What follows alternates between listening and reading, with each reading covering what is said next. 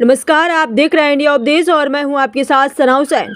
अयोध्या मिल्कीपुर विधानसभा में होने वाले उपचुनाव को लेकर नामांकन के आज अंतिम दिन भी सभा से प्रत्याशी अजीत प्रसाद ने अपना नामांकन पत्र 2 सेट में दाखिल किया। हालांकि 15 जनवरी को भी सपा प्रत्याशी अजीत प्रसाद ने अपना नामांकन 2 सेट में दाखिल किया था। वहीं नामांकन पत्र दाखिल होने के बाद अयोध्या सांसद अवधेश प्रसाद ने बेटे अजीत प्रसाद के समर्थन में जनता से अपील की। उन्होंने कहा कि जिस क्षेत्र की जनता देवतुल्य मतदाताओं ने हमें पहली बार अर्थात सोहावल विधानसभा क्षेत्र, जिसका नाम बदलकर बीकापुर हो गया है, वहां की देवतुल्य जनता ने मुझे 7 बार चुनाव जिताया है। परिसीमन होने पर मिल्कीपुर विधानसभा आया तो पहली बार मिल्कीपुर विधानसभा से जब हम चुनाव लड़े तो 2012 में वहां की जनता ने 35,000 वोट से जीत हासिल कराई। 2022 में जीत हासिल कराई। अभी 2024 में मुझे फैजाबाद लोकसभा 54 से जीत हासिल कर सांसद बनाया। मैं अपनी देवतुल्य जनता का आभार व्यक्त करता हूं और इसका मतलब मिल्कीपुर की जनता का हमारे ऊपर विश्वास है और हमारा उन पर विश्वास है।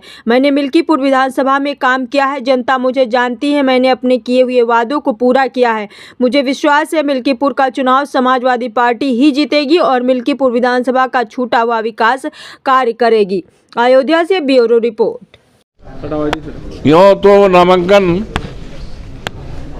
शुभ शायद मुहूर्त से, पंडित जी के मुहूर्त से परसों दाखिल किया है ना, 2 सेट में, जिसकी जानकारी सबको हो गई है।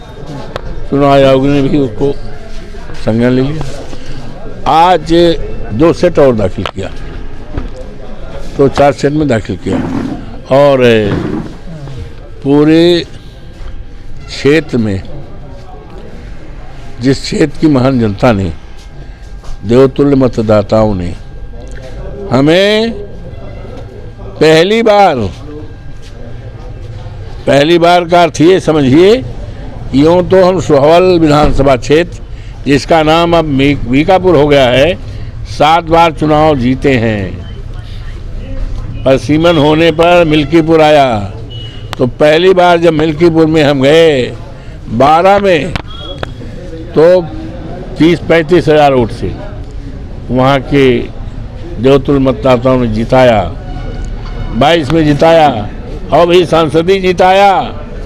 और सांसदी में इसलिए भी कह रहे हैं कि लोकसभा की सीट जो 54 फैजाबाद के नाम से है, मर्यादा पुरुषोत्तम राम की नगरी अयोध्या में है, उस हमारे संसदीय सीट में क्षेत्र में मिल्कीपुर विधानसभा क्षेत्र भी है, तो वहाँ से भी जिताया। तो इसका मतलब ये हुआ कि देवतुल्य मतदाताओं का, वहाँ की जनता जनार्दन का, सब समाज का हम पर यकीन और विश्वास है और हमारा उन पर विश्वास है, क्योंकि हमने 12 में जब सरकार बनी और 12 में पहली बार हम विधायक वहाँ से भये, वहाँ से मतलब मिल्कीपुर से। वैसे तो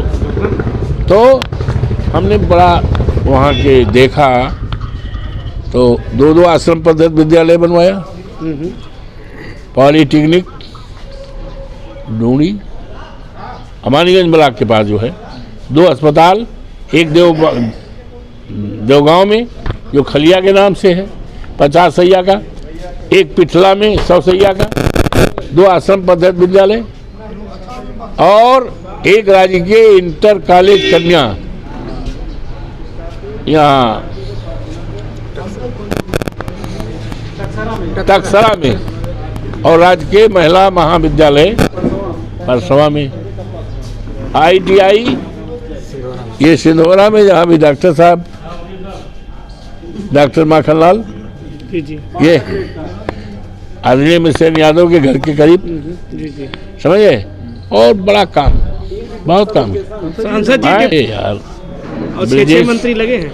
ब्रजेश पाठक तो वो हैं, हम विधायक जब थे तो विधायक थी, जब हम थे तो विधानसभा में ब्रजेश पाठक ने कहा अवधेश प्रसाद हमारे चाचा हैं और बहुत ही बड़े नेता हैं, ईमानदार हैं, हम चाचा को प्रणाम करते हैं, चाचा बहुत बड़े नेता हैं।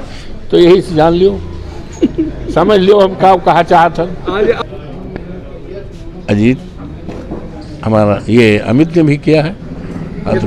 हैं? अब हमें जानकारी इसकी नहीं है, शायद दो सेट में किया।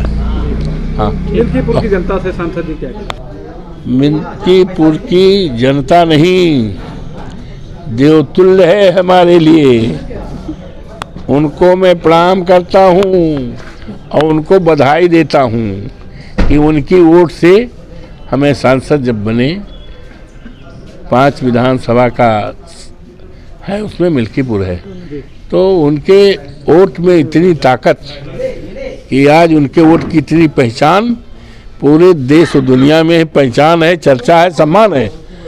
तो मिल्कीपुर की महान जनता को बड़ा सौभाग्यशाली हैं जिनको इतिहास लिखने का और इतिहास में नाम आने का मौका मिला है। ऐसा बिरले लोगों को मिलता है, ऐसा बिरले लोगों को मिला है। और जब ये अजीत प्रसाद समाजवादी पार्टी का उम्मीदवार माननीय अखिलेश यादव जी का कार्यकर्ता, इंडिया गठबंधन का उम्मीदवार अजीत प्रसाद जीतेगा, तो यूँ तो ये सीट मिल्कीपुर की सीट ये एक विधानसभा की है, लेकिन ये सीट, ये चुनाव देश में चर्चा हो रहा है मिल्कीपुर का। और जब चुनाव जीतेंगे, जनता जिताई रही है, देवतुल्य मतदाता, तो चर्चा पूरे देश और दुनिया में होगा, निश्चित होगा, सम्मान बढ़ेगा, इतिहास बनेगा।